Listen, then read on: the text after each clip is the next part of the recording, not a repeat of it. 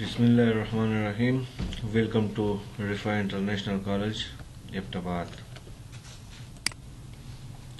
अच्छा, आज जो हम लेक्चर पढ़ने जा रहे वो है आपका इंट्रोडक्शन टू पैथोलॉजी। ये सेकंड सेमेस्टर बैच फर्स्ट के लिए हिस्टोपैथोलॉजी का फर्स्ट लेक्चर है।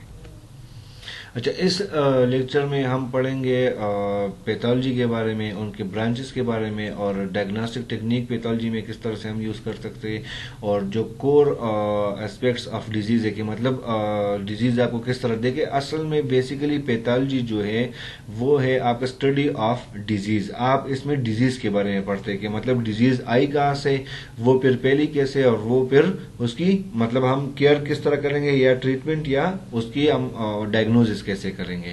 अब सबसे पहले हम देखते हैं व्हाट इज पैथोलॉजी। पैथोलॉजी जो है वो एक साइंटिफिक स्टडी है। इसको मतलब पैथो मींस डिजीज और लॉगी मीन आप लोगों को पता है स्टडी, मतलब स्टडी ऑफ डिजीज। जैसे कि पहले मैंने आप लोगों को बताया, ये हमें किस चीज पर फोकस करता है, structure, biochemical and functional changes in cell के सेल या टिश्यू या किसी भी ऑर्गन के अंदर मतलब कोई स्ट्रक्चरल चेंजेस आई है या कोई बायोकेमिकल चेंजेस आई है या उसके फंक्शन में कोई चेंजेस आई है, तो हमें ये पैथोलॉजी में ये मतलब पैथोलॉजी में हम ये पढ़ते हैं। ठीक है, फिर ब्रांचेस ऑफ पैथोलॉजी आ जाते हैं हमारे पास। पैथोलॉजी के दो मतलब मेन ब्रांचेस है, जर्नल पैथोलॉजी है और सिस्टमेटिक पैथोलॉजी है। अब जर्नल पैथोलॉजी जो है वो हमें कनेक्ट करता है किस चीज के साथ, basic reaction of cell and tissue. मतलब कोई एबनॉर्मल स्टिमुलाई, फॉर एग्जांपल बाहर से कोई एंटीजन आ गया या कुछ भी मतलब फॉरेन बॉडीज, तो जो सबसे पहला जो मतलब सेल रिएक्शन शो करता है वो हम पढ़ते हैं जर्नल पैथोलॉजी में।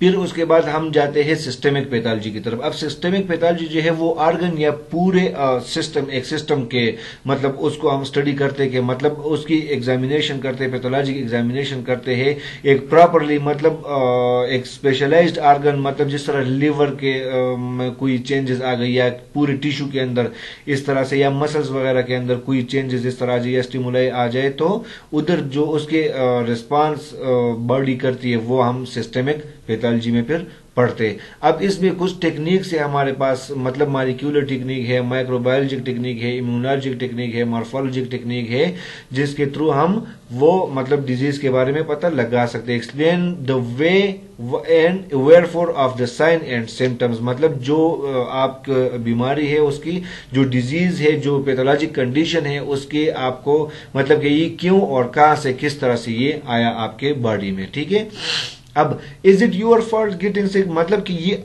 क्या ये आपकी गलती है कि आप बीमार हो जाते हैं। ठीक है, तो दो देखिए मतलब जब इंसान बीमार होता है दो तरह से, एक तो द पेशेंट्स ओन फॉल्ट, मतलब आपकी अपनी कोई गलती की वजह से आप बीमार हो जाते हैं, किसी ऐसी चीज के साथ आप मतलब एक्सपोजर आपका हो जाते हैं, आप बीमार हो जाते हैं, या उसके अलावा कोई एटोलॉजिकल कंडीशन होती है। ठीक है, अब एटोलॉजिकल कंडीशन वो कंडीशन के मतलब आपको बीमारी लगने की जो वो है वो एटियोलॉजी है आपकी। ठीक है, अब वो दो तरह से हो सकती है, या तो वो जेनेटिक हो सकती है, ठीक है, मतलब पेरेंट्स टू ऑफस्प्रिंग और इस तरह फैमिली टू फैमिली इस तरह से ये चलती जाती है, जो खानदानी बीमारी जिसको हम कह सकते हैं जेनेटिक, या हो सकती है एक्वायर्ड। एक्वायर्ड वो जो कि किस मतलब आपको जाती तौर पे आपको हो जाए, आपके माँ बाप में किसी को ना हो या दादा ना इस तरह के फैमिली में किसी को ना हो और वो बीमारी आपको हो जाए, वो एक्वायर्ड में आ जाती है। ठीक है, अब डिजीज की प्रोसेस किस तरह से होती है बॉडी के अंदर, इसके लिए हम एक फार्मूला यूज करते हैं EPMC, मतलब एटियोलॉजी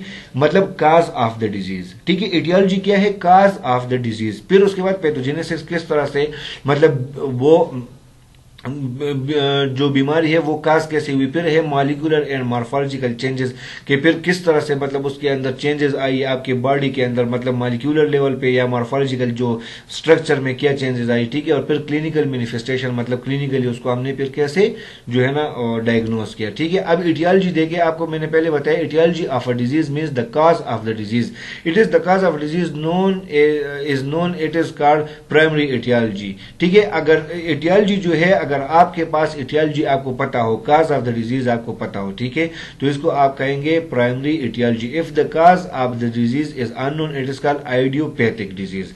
मतलब आपको पता ही नहीं है कि आपको डिजीज कहां से हुआ, क्यों हुआ, कैसे हुआ, कोई वजह मालूम नहीं है आपको, तो वो आपको आइडियोपैथिक डिजीज है, ठीक है। फिर there are two major classes of अब इटियोलॉजिकल फैक्टर के दो मेन क्लासेस है, जिस तरह के पहले ही मैंने आपको बता दिया, जेनेटिक एंड एक्वायर्ड, ठीक है। एक्वायर्ड में क्या आ सकते हैं, इन्फेक्शियस आ सकते हैं, न्यूट्रिशनल आ सकती है, केमिकल आ सकती है, फिजिकल एटसेट्रा, मतलब ये हम आगे इंशाल्लाह पढ़ेंगे। अब हमारे पास दूसरा जो है, जो डिजीज प्रोसेस है, उसमें आते हैं पैथोजेनेसिस इटियोलॉजी के बाद। अब pathogenesis means the mechanism through which the cause operate to produce the pathological and clinical manifestation और स्ट्रक्चर एंड फंक्शनल एब्नॉर्मलिटीज। अब पैथोजेनेसिस हमारे पास वो स्टेज है, वो मैकेनिज्म है जब आपको इटियोलॉजी मतलब एक काज आया, एक वजह आई, उसने आपके बॉडी के अंदर बीमारी काज की। अब उस बीमारी ने क्या आपके बॉडी में मतलब साइन एंड सिम्टम्स शो किए, कौन से स्ट्रक्चर मतलब उसमें डिफरेंसेस आ गई या फंक्शन में कोई एब्नॉर्मलिटीज आ गई, तो ये आपके पास आ जाती पैथोजेनेसिस। जिस तरह के मतलब अब इसमें एक बात ये आपको याद रखने वाली है, इंक्यूबेशन पीरियड। अब इंक्यूबेशन पीरियड हम उस पीरियड को कहते हैं जब आपको कोई भी बाहर का एजेंट, कोई वायरस, कोई बैक्टीरिया, कोई भी मतलब फॉरेन बॉडी आपको आए, आपकी बॉडी के साथ उसका एक्सपोजर हो गया, एक्सपोजर से लेके तो अपीयरेंस ऑफ सिम्टम्स के आपके अंदर उसके निशानात जाहिर होना शुरू हो जाए, इस पीरियड को कहते हैं इंक्यूबेशन पीरियड। जिस तरह के आजकल के हालात की अगर हम बात करें तो कोरोना वायरस जिस तरह के मतलब उसका इंक्यूबेशन पीरियड हमारे पास है 10 to 14 डेज। मतलब अगर आपको वायरस एक्सपोजर हो गया तो 10 दिनों तक आपको पता नहीं चलता, आपके सिम्टम्स नहीं आते। तो जब वो वायरस फैलना शुरू हो जाए और सिम्टम्स आने शुरू हो जाए तो एक्सपोजर से लेके सिम्टम के आने तक जो पीरियड है इसको आप कहेंगे इंक्यूबेशन पीरियड, ठीक है। अब वही उसी इंक्यूबेशन पीरियड के अंदर जो फॉरेन एंटीबॉडी है वो अपने आप को डिवाइड करता है और उधर ही फैलता है और वो डिजीज काज करता है, ठीक है। अब उसके बाद हमारे पास आ जाते हैं मॉर्फोलॉजिकल चेंजेस। अब डिजीज तो इटियोलॉजी भी हमारे पास आ गई, मतलब काज ऑफ द डिजीज हो गया, फिर पैथोजेनेसिस भी हो गई, अब कुछ तो मॉर्फोलॉजिकल चेंजेस आएगी, ठीक है।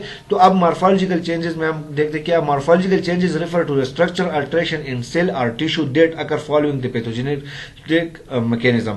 अब देखिए जो पैथोजेनेटिक मैकेनिज्म है उसमें मतलब आपके टिश्यू या सेल के स्ट्रक्चर में अल्टरेशन आ गई।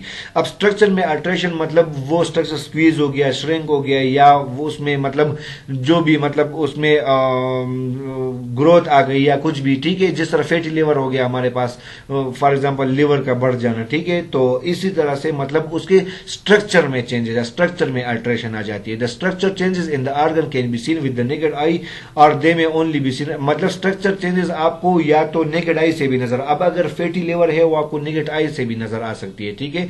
जब अल्ट्रासाउंड करते तो वो बता देते कि फैटी लिवर है। अगर कुछ चेंजेस इस तरह जो सिल्वर लेवल पे होती है जो आप माइक्रोस्कोप के अंदर ही देख सकते हैं, gross morphological changes and microscopic changes, जो कि इसमें मॉर्फोलॉजिकल चेंजेस जो आपको नेकेड आई से नजर आए और माइक्रोस्कोपिक चेंजेस जो नेकेड आई से नजर न आए। अब सबसे आखिर में आते हैं हमारे पास क्लिनिकल मैनिफेस्टेशन।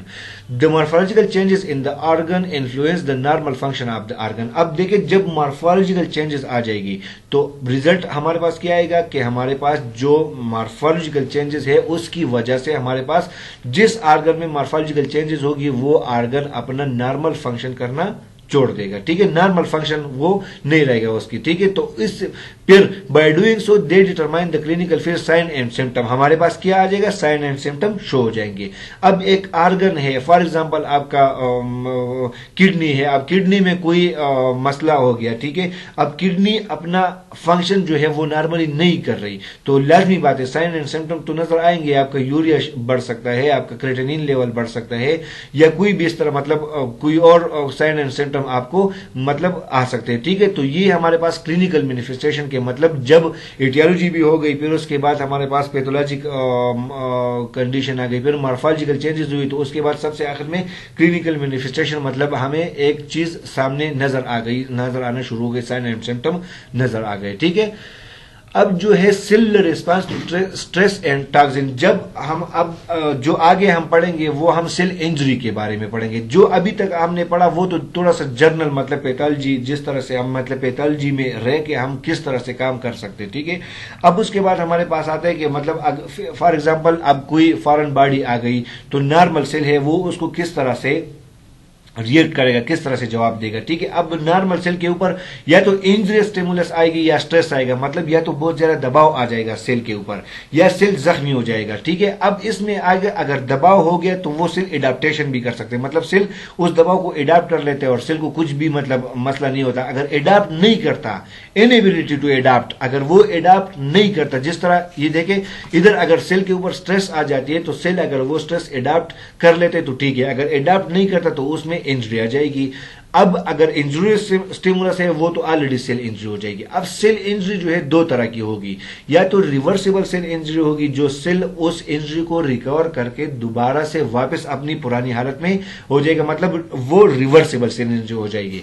अगर सेल इंजरी हमारे पास सीवियर है, ठीक है, और रिवर्सिबल, तो वो हमारे पास रिवर्सिबल नहीं हो सकती, मतलब सेल अपने फॉर्म में वापस नहीं आ सकता। वो सेल जो है वो मतलब इंजरी हो जाएगा उसकी, या तो उसकी डेथ हो जाएगी सेल की, या वो मतलब अपने आप को डिस्टर्ब वो कर देगा, ठीक है। निक्रोसिस और एपोप्टोसिस इसमें आ जाते हैं फिर इरिवर्सिबल सेल इंजरी में हमारे पास, ठीक है। अब आगे हम जो हमारा मेन टॉपिक होगा वो है cell injury and cell death, ठीक है। इसमें जो हम पढ़ेंगे ये इसमें रिवर्सिबल इरिवर्सिबल सेल इंजरी के बारे में पढ़ेंगे, कॉमन सेल इंजरीज क्या होती है उसके बारे में पढ़ेंगे, नेक्रोसिस के बारे में पढ़ेंगे, और नेक्रोसिस जो है टिश्यू या आर्गन में किस तरह से किस पैटर्न से डिस्क्राइब, वो हम आप इंशाल्लाह पढ़ेंगे इसमें आगे, ठीक है।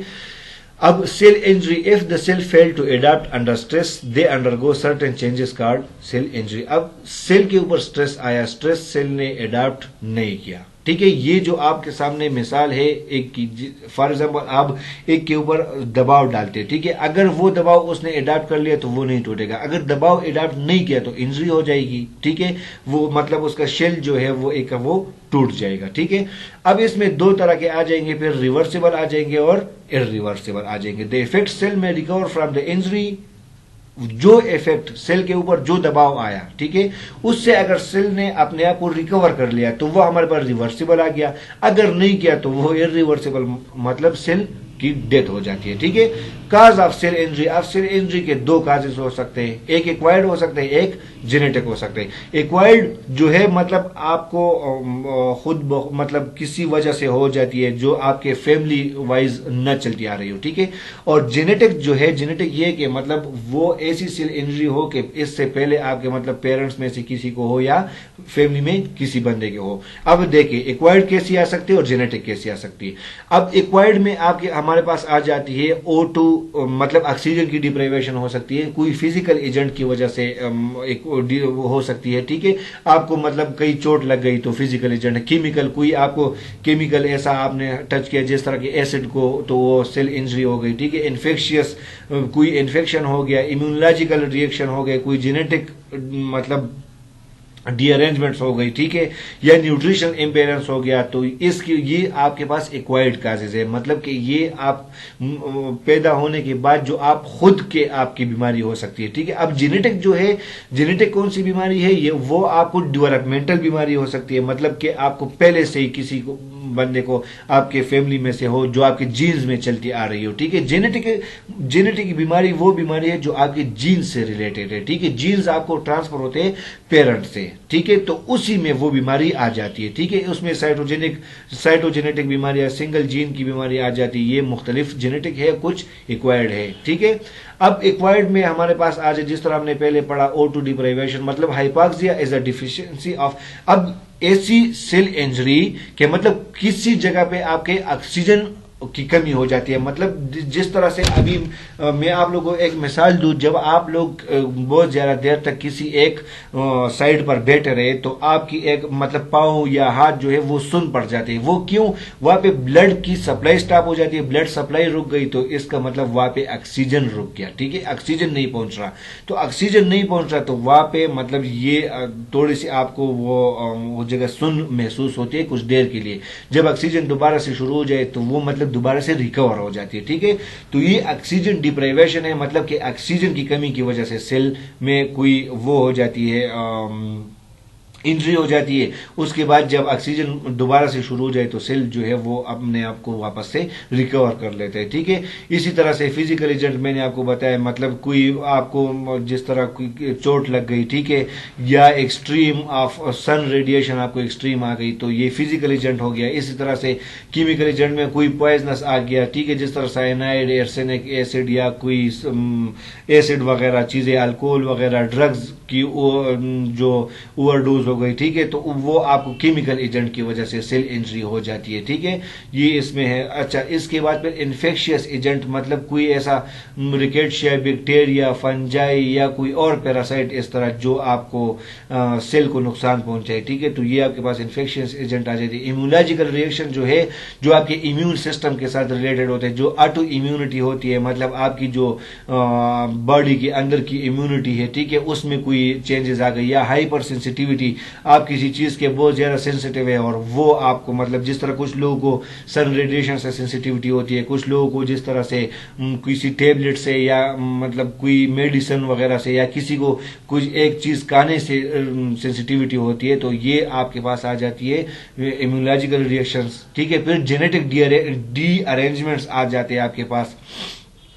मतलब जेनेटिक डीअरेंजमेंट में क्या होता है कि जो डिजीज में result from abnormal mutated gene or chromosomal. अब जिस तरह 46 क्रोमोसोम है, इसमें अगर कोई एक क्रोमोसोम ऊपर नीचे हो जाए या किसी एक क्रोमोसोम में कोई थोड़ा सा भी मसला आ जाए, तो आपके जेनेटिक, जिस तरह हम देखते एक डाउन सिंड्रोम हमारे पास है, एक जेनेटिक डीअरेंजमेंट का सिंड्रोम है, जिसमें आपने अक्सर देखा होगा कि जो माजूर अफराद अक्सर होते हैं, जिस तरह ये पिक्चर में आप लोगों को नजर आ रही होगी शक्ल, इस जो अक्सर जो माजूर अफराद वो आपको इस शक्ल के नजर आते हैं। उनका क्या होता है, इस सिंड्रोम को कहते हैं डाउन सिंड्रोम।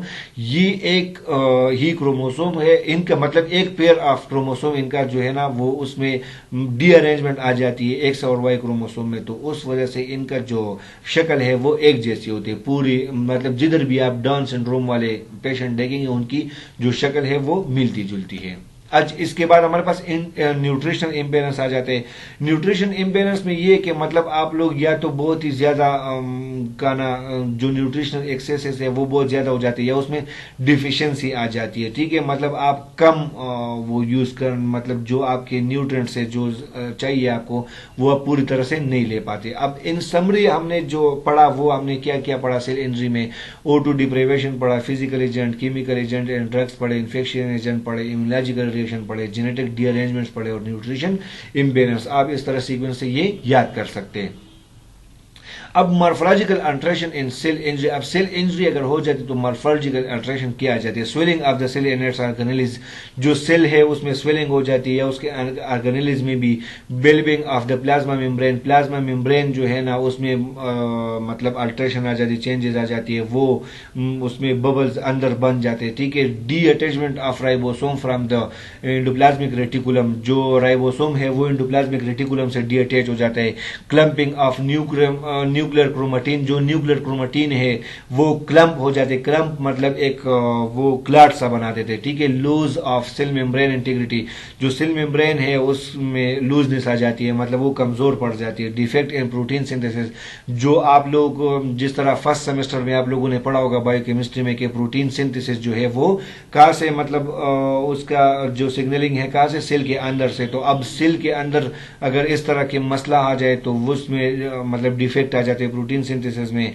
साइटोस्केलेटल जो है वो डैमेज हो जाती है, आपका डीएनए आपका डैमेज हो जाता है। ठीक है, तो इसी वजह से फिर जेनेटिक बीमारियां भी लग सकती है।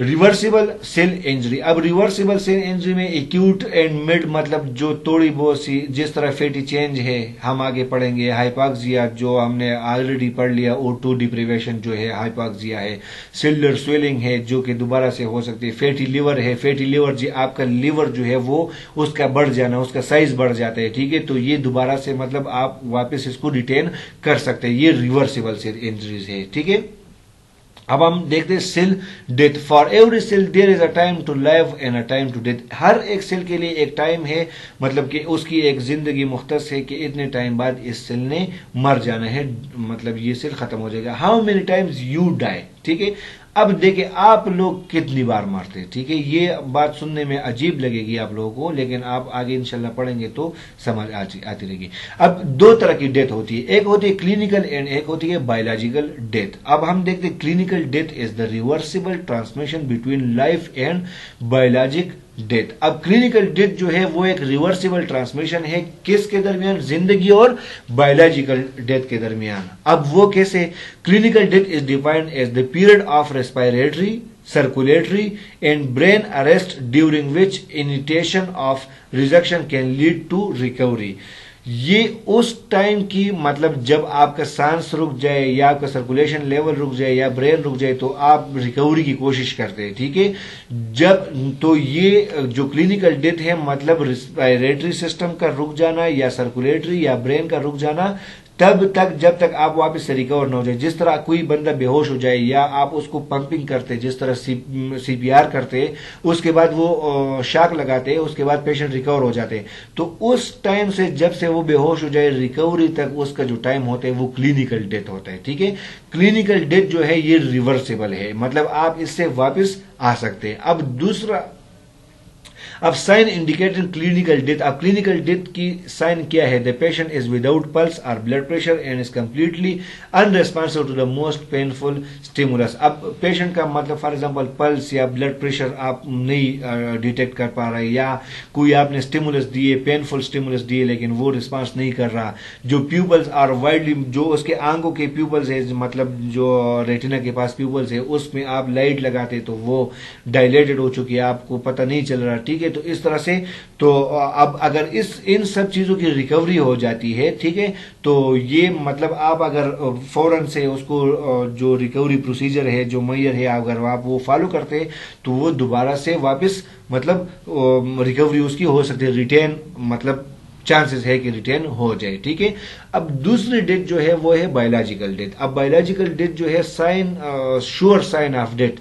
अब बायोलॉजिकल डेथ ये है कि अब बायोलॉजिकल डेथ अगर आपकी हो गई तो इसका मतलब वो इरिवर्सिबल है, इससे आप दोबारा से वापस लाइफ नहीं हो सकते, रिटेन नहीं हो सकती।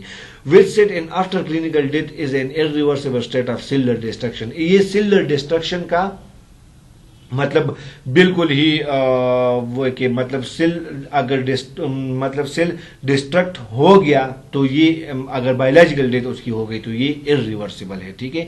उसमें फिर आप दोबारा से सेल को वापस उसी फॉर्म में नहीं लेके आ सकते। It manifest with irreversible cessation of circulatory and respiratory function or irreversible cessation of all function of the entire brain including brain stem. अब इसमें क्या है कि इसमें मतलब आपके सर्कुलेटरी सिस्टम या रेस्पिरेटरी सिस्टम के जो फंक्शन है या अगर ब्रेन के कोई फंक्शन है वहां पे अगर मतलब फॉर एग्जांपल सेल में कोई मसला आ गया तो वो ऐसा है कि मतलब अगर उसकी बायोलॉजिकल डेथ हो गई तो आप उसको फिर रिवर्स नहीं कर सकते, चाहे वो किसी भी सिस्टम के अंदर वो सेल हो, आप उसको दोबारा से रिवर्स नहीं कर सकते। अब इरिवर्सिबल सेल इंट्री मतलब पॉइंट ऑफ नो रिटर्न, जहां से कोई रिटर्न नहीं है, सेल की डेथ हो जाती है। परसिस्टेंट और एक्सेसिव इंजरी के टाइम पे इस तरह होते हैं, मतलब जब इंजरी सेल के जो बर्दाश्त है, कुव्वती बर्दाश्त से बाहर हो। अब वो हमारे पास आते हैं दो तरह के, एक नेक्रोसिस है और एक एपोप्टोसिस है। हम जो पढ़ेंगे वो हम पढ़ेंगे नेक्रोसिस। नेक्रोसिस जो है डेथ या premature death of cell in living tissue. अब लिविंग टिश्यू के अंदर सेल का डेथ हो जाना या प्रीमेच्योर डेथ मतलब सेल बनने से पहले ही डेथ हो जाना, ये नेक्रोसिस है हमारे पास, ठीक है। In necrosis excess fluid enter to cell swells it and rupture its membrane which kill it। अब इसमें क्या होता है नेक्रोसिस में कि बहुत ही ज्यादा फ्लूइड जो है वो सेल के अंदर चला जाता है, सेल जो है स्वेल अप हो जाते हैं और वो रप्चर हो जाते हैं और उसकी डेथ हो जाती है, सेल खत्म हो जाते हैं। After the cell has died intracellular degradative reaction occur within a living organism. अब सेल तो डिग्रेड हो गया, सेल तो मतलब डाई हो गया, ठीक है। अब उसके अंदर तो कुछ मतलब चीजें भी है सेल के अंदर, कुछ मतलब उसके ऑर्गेनेलिज है। अब उन ऑर्गेनेलिज का क्या होता है कि उनके डिग्रेडेटिव रिएक्शन शुरू हो जाते हैं लिविंग ऑर्गेनिज्म के अंदर, ठीक है। In an average adult human, between 50 billion and 70 billion cells die off and are replaced every day. But necrosis refers to cell death that is unprogrammed and result from a typical body condition.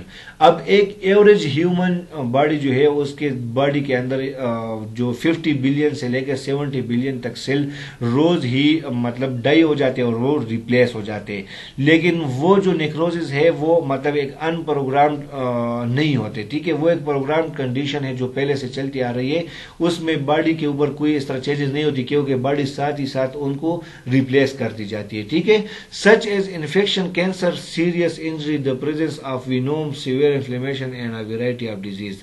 जिस तरह के मतलब आपको कोई infection हो जाए, cancer हो जाए या कोई विनोम मतलब जहर आ जाए बॉडी में, सीवियर इन्फ्लेमेशन हो जाए, ठीक है, तो उस टाइम पे फिर आपको मतलब मसला हो सकता है। वो आपके सेल जो है वो एक मतलब प्रोग्राम के तहत जो है ना रिप्लेस नहीं हो रहे होते, ठीक है। तो इसी वजह से अभी देखिए जितने सेल आपके मतलब डाई हो रहे हैं वो उतने तो रिप्लेस हो रहे, अगर उसमें बाहर से कोई और वजह आ गई और उससे ज्यादा सेल किल करना शुरू हो गई, ठीक है, तो फिर जाके आप लोगों को इन्फ्लेमेशन हो जाती है या कोई भी मसला मतलब डिजीज काज हो जाती है। निक्रोसिस डज नॉट अगर in dead organism, in dead organism autolysis and heterolysis take place. जो डेड ऑर्गेनिज्म है उनके अंदर नेक्रोसिस नहीं पाई जाती, नहीं, उनके अंदर क्या पाया जाता है, आइटोलाइसिस या हेटेरोलाइसिस उनके अंदर पाए जाते हैं, ठीक है। अब ये जो है ना देखिए, अब ये एक मिसाल है, the brown recluse spider whose bite can cause necrotic lesions up to 10 inches 25 centimetre in diameter. अब देखिए ये एक फॉरेन बॉडी है, ठीक है। जिस तरह मैंने आप लोगों को बताया कि आपके सेल तो चेंजेस मतलब आपके सेल अंदर या अंदर खुद ब खुद डाई भी हो रहे, रिप्लेस भी हो रहे, लेकिन ये एक बाहर से फॉरेन बॉडी आ गई और फॉरेन बॉडी ने किया क्या, आपको बाइट किया। जब आपको बाइट किया तो इतनी मतलब 10 इंचेस तक जगह निक्रोसिस लीजन्स बन जाते हैं, वहां पे सेल डिस्ट्रक्ट मतलब सेल डिस्ट्रक्ट आना शुरू हो जाते हैं। तो इसी वजह से फिर जो है ना वहां पे आप दोबारा से उसको मतलब रिकवर करने के लिए आपको फिर टाइम लगता है और आपकी बॉडी में चेंजेस आ जाते हैं मॉर्फोलॉजिकल और आपको बीमारी होनी शुरू हो जाती है, ठीक है। ये इस वजह से इस तरह होता है। अब morphology changes, necrotic cell show increased eosinophilia. अब निक्रोटिक सेल जो है वहां पे इजिनोफिलिया जो है जो व्हाइट ब्लड सेल की एक फॉर्म है वो इंक्रीज हो जाते हैं, have a more glassy homogeneous appearance than do normal cell, mainly as a result of the loss of glycogen particle. अब क्या होता है कि एक ग्लासी होमोजीनियस अपीयरेंस देता है वो सेल जब आप देखते हैं तो, क्योंकि वहां पे ग्लाइकोजन पार्टिकल नहीं होते, मतलब स्टोर ग्लाइकोजन जो है स्टोर फॉर्म ऑफ कार्बोहाइड्रेट है, ये फर्स्ट सेमेस्टर में आप लोगों ने पढ़ा होगा। The cytoplasm become vacuolated and appears moth eaten, ठीक है। जो साइटोप्लाज्म है वो क्या हो जाते हैं, वो वेक्यूलेटेड हो जाते हैं, उसमें वेक्यूल्स बन जाते हैं, ठीक है, और वो माउथ ईटन बन जाते हैं, मतलब वो खुद ही अंदर ऑर्गेनेलिस खाना शुरू कर देते हैं, जो सेल के अंदर ऑर्गेनेलिस है, ठीक है। डेड सेल में be replaced by large myelin figures. अब डेड सेल जो है वो रिप्लेस होते हैं माइलिन से, ठीक है। द डेड सेल में अल्टीमेटली बिकम क्लासिफाइड, और जो डेड सेल है वो मतलब क्लासिफाई होना शुरू हो जाते हैं, ठीक है, मतलब अल्टीमेटली वो क्लासिफाइड हो जाते हैं, ठीक है। उनको अपनी जगह से मतलब हटा के तो उधर और सेल रिप्लेस कर दिए जाते हैं। अब निक्रोसिस के कुछ टाइप्स है, कागुलेटिव निक्रोसिस है, लिक्विफेटिव निक्रोसिस है, फेट निक्रोसिस है, कैशियस निक्रोसिस है और गैंग्रीन निक्रोसिस है, ठीक है। ये हम सिर्फ इनकी डिफिनेशन और थोड़ा जो मतलब इनके ऊपर ओवरव्यू करेंगे, ठीक है। अब coagulative necrosis is a type of accidental cell death typically caused by ischemia or infraction, ठीक है। अब जो coagulative necrosis है ये एक accidental cell death है जो कि किस वजह से काज होती है, infraction या ischemia की वजह से। In coagulative necrosis the architecture of dead tissue is preserved for at least a couple of days।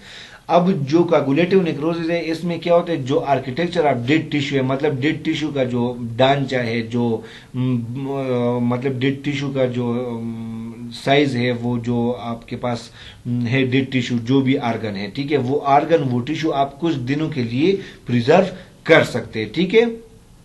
इन्फ्रेक्ट जो है, इन्फ्रेक्ट ये जो इन्फ्रेक्शन हमने लास्ट उसमें वर्ड यूज किया, a localized area of coagulative necrosis is called as infarct. अब जो coagulative necrosis है उसकी एक मतलब ऐसी जगह जहाँ पे लोकलाइज्ड एरिया हो, जहाँ पे वो मतलब थोड़ी सी जगह पे फैली हुई हो, जिस तरह आपको सामने ये फिगर में नजर आ रहा होगा। फिगर में ये देखें, ये जो व्हाइट कलर में आपको नजर आ रहा है इस तरह, ये लोकलाइज्ड एरिया है। इस लोकलाइज्ड एरिया को इन्फ्रेक्शन या इस्कीमिया कहते हैं। ठीक है, अब है लिक्विफेटिव necrosis. Liquefactive or colliquative necrosis is a type of necrosis which result in a transformation of the tissue into a liquid viscous mass. इसमें क्या हो जाता है कि जो आपका टिश्यू है वो एक मतलब लिक्विड गाढ़े से उसमें तब्दील हो जाते हैं। फॉर एग्जांपल, आपने अगर देखा हो किसी जगह पे आपके मतलब किसी भी बॉडी के पार्ट के ऊपर आपका वो बन जाता है, किसी चीज लग जाती है तो उधर वो ब्लू कलर में से वो बन जाते हैं। ठीक है, तो उस तरह के मतलब एक लिक्विड विस्कस मास बन जाते हैं गाढ़ा। ठीक है, it's seen in focal bacterial और ओकेजनली फंगल इन्फेक्शन। जब आपको बैक्टीरियल या फंगल इन्फेक्शन हो जाए तो आपको लिक्विफेक्टिव नेक्रोसिस हो जाती है उसी जगह पे। The necrotic material is frequently creamy yellow because of the presence of dead leukocytes and scarred pus। और जो आपके पास मटेरियल है, नेक्रोटिक मटेरियल जो है वो आपके पास क्रीम की तरह येलो कलर में नजर आती है, क्योंकि वहां पे आपके पास ल्यूकोसाइट जो है वो व्हाइट ब्लड सेल है, वो डेड फॉर्म में आपको मिलते हैं। और इसको हम क्या कहते हैं? पस। आप लोगों ने नाम सुना होगा। ठीक है, for unknown reason hypoxic death of cell within the central nervous system. और इसमें क्या हो जाते हैं, मतलब कोई रीजन, अननोन रीजन की वजह से जो सेल है उस सेंट्रल नर्वस सिस्टम के अंदर वो हाइपोक्सिक डेथ उसकी हो जाती है। हाइपोक्सिक डेथ क्या? जहाँ पे ऑक्सीजन की कमी की वजह से उसकी डेथ हो। ठीक है, अब जो हमारे पास थोड़ी सी ये इंपॉर्टेंट है वो है गैंग्रीनियस नेक्रोसिस। ठीक है, अब गैंग्रीनियस नेक्रोसिस क्या है? It is usually applied to a limb, generally the lower limb that has lost its blood supply and has undergo necrosis. Typically coagulative necrosis होती है ये। ठीक है, ये उस जगह पे हम अप्लाई करते हैं गैंग्रीनियस नेक्रोसिस के जहां पे आपके पास ब्लड सप्लाई ना हो। जब ब्लड सप्लाई रुक जाती है तो वो जगह ब्लू पड़ जाती है। ठीक है, वहां पे डीऑक्सीजनेटेड ब्लड जमा हो जाते हैं और ऑक्सीजनेटेड ब्लड होती ही नहीं है। ठीक है, उधर ऑक्सीजन ही नहीं जा रही होती तो वो जगह ब्लू पड़ जाती है। ठीक है, when bacterial infection is super impose there is more लिक्विफेक्टिव necrosis because of the action of degradative enzyme in the bacteria. अब अगर ऐसी जगह पे बैक्टीरियल इन्फेक्शन आ जाए, ठीक है, जहाँ पे गैंग्रीनियस नेक्रोसिस हो और वहां पे बैक्टीरियल इन्फेक्शन आ जाए तो वो लिक्विफेक्टिव नेक्रोसिस में कन्वर्ट हो जाती है, क्योंकि जो बैक्टीरिया है उसके अंदर डिग्रेडेटिव एंजाइम पाए जाते हैं जो कि ल्यूकोसाइट्स के ऊपर अटैक करते हैं। ल्यूकोसाइट जो आपके व्हाइट ब्लड सेल है उसके ऊपर अटैक कर देते हैं और वहां पे क्या प्रोड्यूस कर देते हैं? विट गैंग्रीन इसको कहते हैं। मतलब जो लिक्विफेटिव नेक्रोसिस हो जाती है तो गैंग्रीन क्या हो जाते हैं? विट गैंग्रीन हो जाते हैं, क्योंकि वहां पे लिक्विड वाला नेक्रोसिस हो जाते हैं। जिस तरह हमने पहले ही कहा लिक्विफेटिव नेक्रोसिस आपने पहले उसमें पढ़ा। ठीक है, कि उस मतलब एक लिक्विड मास प्रोड्यूस कर लेता है।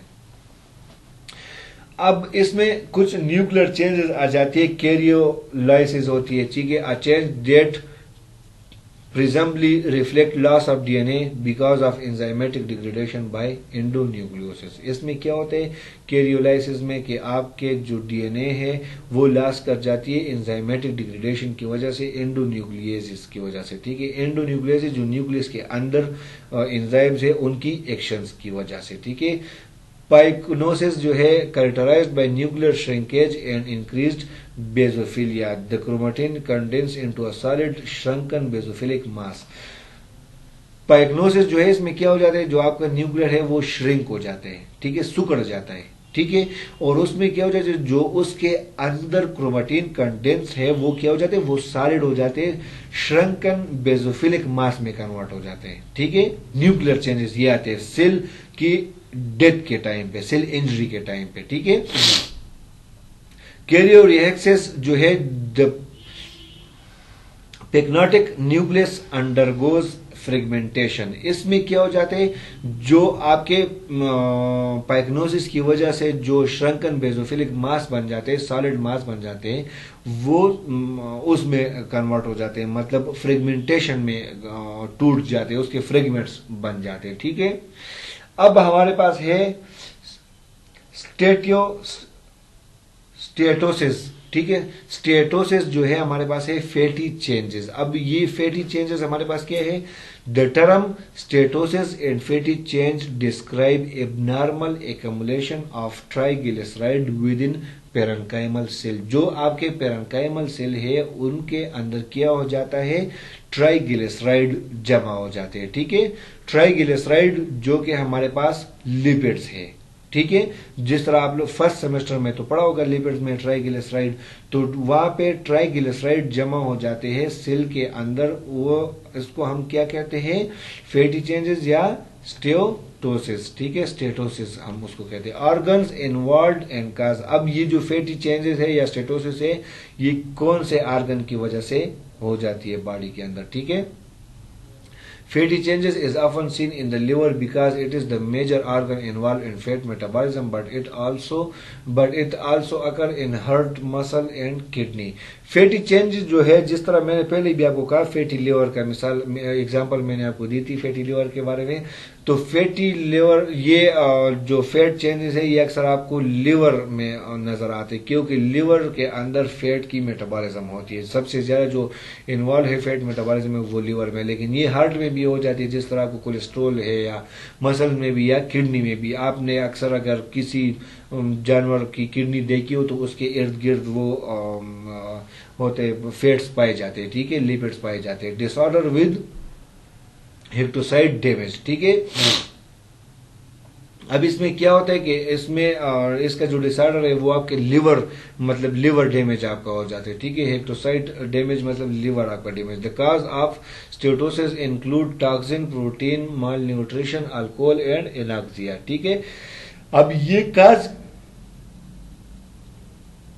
किस वजह से काज होती है? ये टॉक्सिन की वजह से, कोई आप जहरीली चीज की वजह से, पॉइजनस की वजह से, प्रोटीन माल न्यूट्रिशन की वजह से, प्रोटीन की मतलब इनटेक कम हो गई आपकी बॉडी में, जरूरत है और आप मतलब नहीं ले रहे, ठीक है, या अल्कोहल की वजह से, ठीक है। इन ये चीजें हैं जो कि, और डिसऑर्डर विद हाइपरलिपिडीमिया, और ये हाइपरलिपिडीमिया के साथ भी हो जाते हैं, मतलब आपके लिपिड ज्यादा हो जाते हैं ना, उस वजह से भी आपकी फैटी चेंजेस हो जाते हैं या स्टेटस हो जाते हैं, ठीक है। अच्छा, अब कुछ हमारे पास छोटे छोटे टर्मिनोलॉजीज है, इनको डिफाइन करना आप, और ये आप मतलब पेपर के जो शॉर्ट क्वेश्चन है उसके हवाले से इंपॉर्टेंट भी है। पैथोलॉजिकल कैल्सिफिकेशन, ठीक है, ये क्लासिफिकेशन नहीं है, ये पैथोलॉजिक calcification है। Pathologic calcification is the abnormal deposition of calcium salt with smaller amount of iron, magnesium and other minerals। कि मतलब आपके बॉडी के अंदर जो मैग्नीशियम, आयरन या मतलब स्मॉलर अमाउंट में जो मिनरल्स है उसके अंदर कैल्शियम साल्ट एबनॉर्मली तौर पे डिपॉजिट होनी शुरू हो जाती है। इसको हम क्या कहते हैं? पैथोलॉजिक कैल्सिफिकेशन, ठीक है। जो कैल्शियम साल्ट है वो एबनॉर्मली मतलब मैग्नीशियम, आयरन या इनके साथ मिनरल जो है इनके साथ वो अटैच होनी शुरू हो जाती है। अब pigmentation, pigmentation refer to the colouring of the skin. आपके स्किन का जो कलर है ये पिगमेंटेशन की वजह से है, ठीक है। अब वो कौन सी पिगमेंट है जो आपके स्किन को कलर दे रही होती है? Skin pigmentation disorder change cause changes to the colour of your skin, ठीक है। अब स्किन की पिगमेंटेशन में डिसऑर्डर आ जाए तो आपके स्किन के कलर में चेंजेस आ जाती है, ठीक है। अब melanin is made by cell in the skin and is the pigment responsible for your skin colour. अब मेलानिन जो है ये आपके स्किन के के अंदर मतलब पाई जाती है और ये रिस्पॉन्सिबल है आपके स्किन कलर के लिए, ठीक है। अगर मेलानिन ज्यादा हो जाती है, आपने अक्सर देखा होगा कुछ लोगों को जो बहुत ही ज्यादा व्हाइट होते हैं, ठीक है, तो उनके अंदर मेलानिन की मिकदार ज्यादा हो जाती है, ठीक है। इस वजह से hyper pigmentation is a condition that cause your skin to darken. अब अगर बहुत ही हाई मतलब पिगमेंटेशन जो है वो जितनी मतलब अगर ज्यादा हो जाती है मेलानिन की, तो आपका स्किन जो है वो कलर बहुत ही ज्यादा डार्क हो जाते हैं, मतलब ब्लैक कलर। और मेलानिन, सॉरी मैंने पहले उल्टा ही बोला, मेलानिन की अगर मतलब डिक्रीज हो जाए, ठीक है, तो आपका जो कलर है वो व्हाइट हो जाते हैं, और मेलानिन अगर ज्यादा हो जाए, ठीक है, तो आपका कलर डार्क हो जाता है।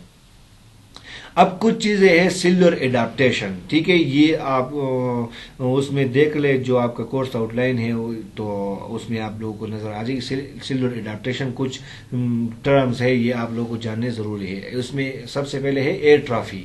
Atrophy is the partial or complete to wasting away of a part of the body, ठीक है। अब एट्रॉफी जो है ये है कि आपके बॉडी का एक पार्ट कंप्लीटली या उसका कुछ हिस्सा जो है वो वेस्ट हो जाते, खराब हो जाते।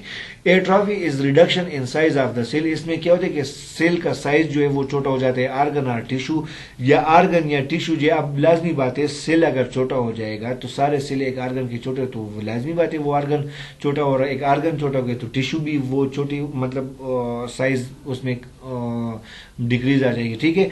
After attaining it's normal mature growth, ठीक है, मैच्योर ग्रोथ के बाद ये एट्रॉफी, कब हम उसको एट्रॉफी कह सकते हैं कि एक चीज अगर मैच्योर ग्रोथ तक पहुंच गई, ठीक है, उसके बाद उसमें रिडक्शन आनी शुरू हो गई तो उसको हम क्या कहेंगे, atrophy. In contrast hypoplasia is the reduction in size of a cell, organ or tissue that has not attend normal maturity. अब इसके जो बरक्स है वो है हमारे पास हाइपोप्लेजिया। वो ये कि मतलब शुरू से मतलब पहले से ही वो मैच्योर तक पहुंचे नहीं थे कि उस टाइम से उसमें रिडक्शन आनी शुरू हो गई तो उसको हाइपोप्लेजिया हम कहेंगे। एट्रॉफी जो है वो क्या है कि एक चीज जो है वो मैच्योर ग्रोथ तक पहुंच गई और उसके बाद उसमें रिडक्शन आनी शुरू हो गई, ये है हाइपरट्रॉफी। हाइपरट्रॉफी क्या है, enlargement or overgrowth of an organ or part of the body due to the increased size of the constituent cells। अब enlargement मतलब सेल के जो constituent है उसका enlarge बड़ा हो जाना, ठीक है, या ओवर ग्रोथ कर जाना। अब एक बॉडी ऑर्गन या बॉडी पार्ट का या सेल के अंदर, ठीक है, उसके साइज में इंक्रीज आ जाना, ये क्या है, हाइपर ट्रॉफी है। अब है hyperplasia. Hyperplasia or hypergenesis is an increase in the amount of organic tissue that result from cell proliferation. अब जो है ना हाइपरप्लेजिया क्या है कि हमारे पास जो ऑर्गेनिक टिश्यू है उसके अमाउंट में इजाफा हो जाना सेल प्रोलिफरेशन की वजह से। It may lead to the gross enlargement of an organ. इसमें क्या हो जाता है कि आपके ऑर्गन में एनलार्जमेंट आ जाती है, मतलब ग्रोथ हो जाती है। And the term is some time confused with benign neoplasia और बिनाइन ट्यूमर। और इसमें कई बार ये भी हो जाता है कि बिनाइन न्यूप्लेजिया जो है या बिनाइन ट्यूमर जो है जो कि कैंसर की वजह से काज हो जाती है, अक्सर उसके साथ ये कंफ्यूज के मतलब समझ में कि ये बिनाइन ट्यूमर है या हाइपरप्लेजिया हो गया है, ठीक है। अब इसके बाद है मीटाप्लेजिया। मीटाप्लेजिया जो है ये ग्रीक वर्ड है चेंज इन फॉर्म, मतलब एक चीज के फॉर्म में चेंज आ जाना, ठीक है, एक फॉर्म से दूसरे फॉर्म में चले जाना। Metaplasia is the transformation of one differentiated cell type to another differentiated cell, मतलब एक सेल दूसरे सेल में कन्वर्ट हो जाना, ठीक है। The change from one type of cell to another may be part of normal maturation process, या तो ये नॉर्मल मैच्योरेशन प्रोसेस के दौरान भी हो सकती है, मतलब कोई इसमें इंसान को कोई डिसऑर्डर नहीं काज हो जाती, और caused by some sort of abnormal stimulus, या किसी एबनॉर्मल स्टिमुलस की वजह से भी हो सकती है, मतलब बाहर से कोई फॉरेन एंटीबॉडी आ गई, ठीक है, कोई एंटीजन आ गया, ठीक है, उसकी वजह से जो है ना एबनॉर्मल स्टिमुलस पैदा हो गया और उसकी वजह से एक सेल जो है वो दूसरे फॉर्म के सेल में कन्वर्ट हो गया। ये है एप्लेजिया, डिफेक्टिव डेवलपमेंट और complete absence of an organ due to failure of development of the embryonic tissue और सेल। इसमें क्या है कि एप्लेजिया क्या है कि डिफेक्टिव डेवलपमेंट, मतलब डेवलपमेंट तो हो रही है एक चीज की लेकिन वो डिफेक्टिव है, उसमें डिफेक्ट है, ठीक है, उसमें कमी है, या complete absence of an organ, मतलब वो ऑर्गन है ही नहीं, due to failure of development of embryonic tissue और सेल। ये किस वजह से हो रहा होता है, जब आपके एम्ब्रियोनिक टिश्यू जो है या सेल जो है उसकी डेवलपमेंट में फेलियर आ जाए तो उस टाइम पे मतलब उस टाइम पे जो बेबी होता है उसमें ये डिफेक्टिव डेवलपमेंट, ये एप्लेजिया उनमें काज हो जाती है अक्सर। अच्छा, अब आखिर में आप लोगों के लिए असाइनमेंट है। असाइनमेंट आप लोगों ने लिखनी है, असाइनमेंट हैंड रिटन होनी चाहिए, ठीक है, कंप्यूटराइज असाइनमेंट नहीं होनी चाहिए। Cell injury and cell adaptation in detail, ठीक है। और असाइनमेंट आप लोग फिर स्कैन करके या पिक्चर लेके जो गिवन आईडी है या मेरे व्हाट्सएप नंबर पे आप मुझे व्हाट्सएप भी कर सकते हैं और मेल भी कर सकते हैं। इंशाल्लाह नेक्स्ट वीक नेक्स्ट लेक्चर के साथ। घर पे रहिए, महफूज रहिए। अल्लाह हाफिज।